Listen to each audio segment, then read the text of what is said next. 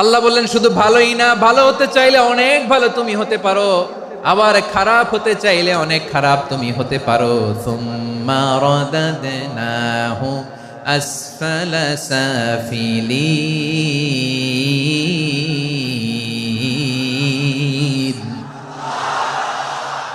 খারাপ হলে একেবারে খারাপ হতে পারো, নিকৃষ্ট হলে একেবারে নিকৃষ্ট হতে পারো, ভালো হলেও ভালো হতে পারো। কোন সুবহানাল্লাহ।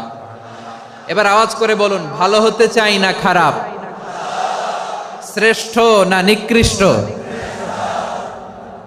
মানুষ ভালো হলে মানুষ ফেরেশতার চেয়েও ভালো, মানুষ খারাপ হলে সে পশুর চেয়েও খারাপ।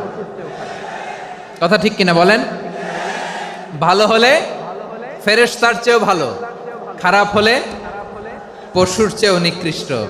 তার মানে শ্রেষ্ঠত্বে মানুষ, শ্রেষ্ঠত্বে ফেরেশতাকে হার মানায়, আর অধপতনে শ্রেষ্ঠত্বে ফেরেশতাকে ছাড়িয়ে যায়, আর অধপতনে পশুকেও হার মানায়। আই রিপিট, আমি আবারও বলছি, মানুষ শ্রেষ্ঠত্বে ফেরেশতাকে ছাড়িয়ে যায়, আর অধপতনে সে পশুকেও হার মানায়। আওয়াজ করে বলতে হবে ঠিক কিনা? এটার প্রমাণ কি? মানুষ শ্রেষ্ঠ হইলে যে ফেরেশতার চেয়েও সেরা, তার প্রমাণ কি?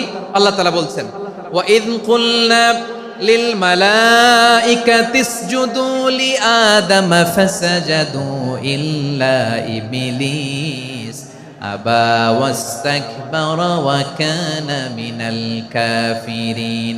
আল্লাহ বলেন, স্মরণ করো সে সময়ের কথা যখন আমি ফেরেশতাদেরকে বললাম, ও ফেরেশতারা আদমকে সেজদা দাও। সব ফেরেশতারা সম্মান সূচক সেজদা আদমকে দিল, তারা আদমের জন্য সেজদায় লুটিয়ে পড়লো, একজন ছাড়া, তার নাম ইবলিস। আওয়াজ করে বলেন, তার নাম কি? সে অহংকার প্রদর্শন করলো, সে কাফের হয়ে গেল, বাকি সব ফেরেশতারা সেজদা দিল। সুবহানাল্লাহ। আবার আদম আলাইহিস সালামকে আল্লাহ জিজ্ঞেস করলেন, সব বলে দিল উত্তর, কিন্তু ফেরেশতাদেরকে একই প্রশ্ন জিজ্ঞেস করলেন, তারা উত্তর করতে পারে নাই। তার মানে এর মধ্য দিয়ে প্রমাণিত হয়, মানুষ ভালো হলে ফেরেশতার চেয়েও ভালো, ফেরেশতার চেয়েও মানুষের মর্যাদা বাড়িয়ে দিয়েছে কে? সব নূরের ফেরেশতা যখন মাটির আদমকে সেজদা দেয়, এটা প্রমাণ করে ফেরেশতার চেয়েও মানুষের মর্যাদা বাড়িয়ে দিয়েছে কে? তুমি মাটির আদমকে প্রথম সৃষ্টি করিয়া